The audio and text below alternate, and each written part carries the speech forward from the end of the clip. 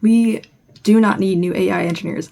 We need media theorists and cultural critics and literary studies and philosophers. Hello everyone, I just got finished reading Immediacy, or The Style of Too Late Capitalism by Anna Kornbluh. This was published 2 years ago, and I'm just now getting to it, but I think that everyone should actually read this. I think it's one of the most important books of our time right now. I think that this book has kind of put into words a lot of what I've been seeing and feeling online. If you're a person who wants to create things, you know about the influencer economy, you are aware of the fact that people can no longer take a lot of time to make things. It's more about having a lot of stuff that you've made and a lot of stuff that you've produced be out online.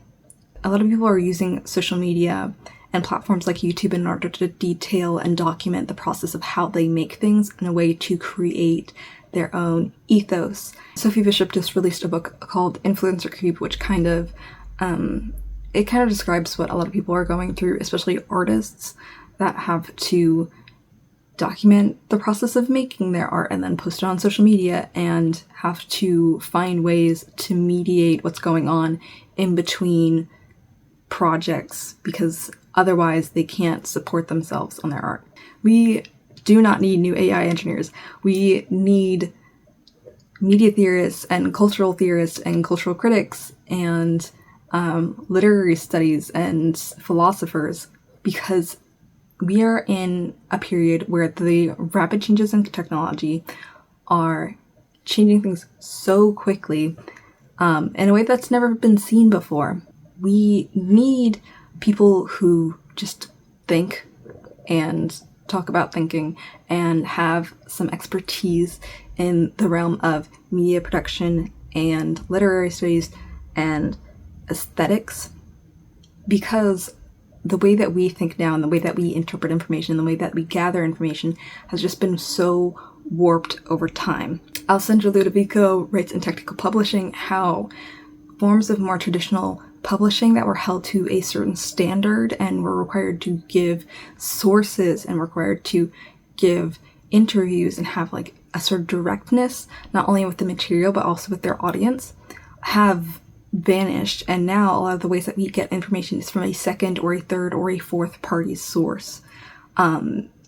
It's more about watching TikToks and YouTube videos and reading headlines. At this time, it's really difficult to trust more mainstream forms of media, not only because of the paywalls that stop us from getting this information, but also for the fact that they are very clearly being influenced by the people who've bought those companies and the corporations that own and run those papers, as well as the influence of the government and the threat of, persecution. What I sensed from reading Immediacy was more about how tech companies are trying to sort of give a new mediation for life. So Immediacy is really about how we're trying to remove the gap in between us and our information. So for example, AI companies promising to create AI summaries of a book rather than having you read a book is part of immediacy culture, because it's trying to remove anything in between you and just having those thoughts in your head. But it's also removing the ability for you to read a text or interact with reality and coming up with your own opinion of it, because you're only interacting with the AI generation, the AI summarization of that content. And it's so much. Anna Kornbluh talks about so much in this book that I can't even describe to you chapter by chapter everything that's being discussed, because it's so much. I think that some of the things that we talk about on YouTube, or we see a lot of content on, is hyper-consumerism culture. And every new trend is like why is everyone buying Labubu's and Stanleys and this bag or whatever? Hyper-commodification and institutification, and Immediacy definitely points out sort of the basis of that and where that comes from. And people often, I don't think, see media studies as viable or as a part of their life, or they think maybe, it's for someone else to decide, but it doesn't affect them. But it very much does. I mean, you're spending so many hours a day watching TV, movies, YouTube videos, and now because of the condensed nature and addictive algorithmic form of short form media, we're watching so much more because it's easier to fit that in. It's, it's not as easy to sit on the bus and watch like a 3-hour movie. But you can take out your phone and scroll even when you're supposed to be doing other things. But all these things, the gentrification and hypercommodification, are made of immediacy culture and for the benefit of a capitalist society that is dying, and it's dragging us down with it. So Anna Kornbluh actually points out, along with Marxist theory, that there is no intellectualism in a vacuum. Mediation is not just an ideal process in the realm of ideas. We require categories and of time and space to think, but a material process in the realm of corporeality and social interdependence. We tarry with nature to make our conditions of existence. Our social relations are contingent rather than fixed. Philosophy cannot be content to wax about consciousness. It must also investigate its own position in society and history, grasping at its own mediation by relations of the ruling class system. It takes time, money, and usually someone else's labor in order to support intellectualism. When you have writers and when you have people who are supposed to be the smart, the guides, the intellectual guides of your community, and they cannot support themselves within the economy, you get a lot of slop. You get a lot of people who aren't given a lot of time to think. But in a system where poverty is a trickle down into death, people need to make money, and it's just not profitable anymore for people to spend their lives thinking when we need it the most.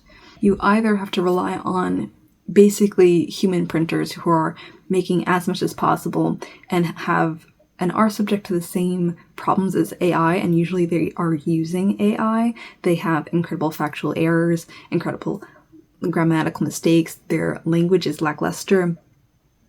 You have those issues, but you also have like a rare few that's able to go to a fellowship or able to get a graduate program or able to do an artist residency. But that always has to depend on the goodwill and the kindness of other people creating these institutions in a time where it is financially difficult to do that.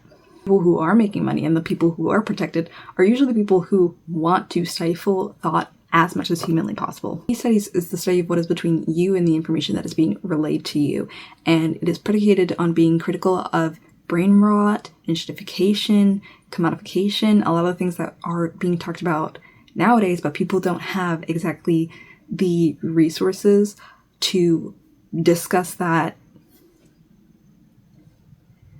beyond what they've just been kind of seeing and interacting with and their first thought of interacting with. And Kornbluh talks about the idea of anti-theory and the idea that this horizontalization of people, everyone, everywhere being able to give their thoughts and it all being treated as equal to, your independent experience being equal to everyone's independent experience, when one of the good things about having read things is that you can have everyone's experiences, and you can have people's thought kind of interact with yours and kind of expand this idea.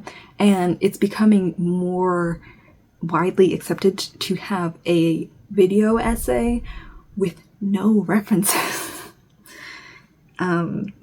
Of course, like, the best way to make a video that's a video essay and the best way to write an essay is to have multiple sources and to also, if possible, include primary resources. And YouTube and, social media and the algorithms have kind of made it beneficial for people to be making content as fast as possible, as much as humanly possible, and to not include a lot of information because it takes time to research, to find rebuttals, to write and edit and read entire books and read and talk to people and get in contact with people, on top of the time that it already takes to make an interesting YouTube video and to edit things. So we as a planet are losing our humanities, and it's more important now than ever to have media theory and to have people interact and read media theory and have these books be more accessible and make education and university books more accessible to people because we're actually getting dumber. And there is still time to change the future and to make it, better than that current kind of angle we're going. There's still time to make the future less worse. But we have to kind of think about the mediation that we are interacting with, why we think the way that we do, and the way that the internet, which has become so integral to our lives, affects the way that we think. Okay. Thank you. Bye-bye.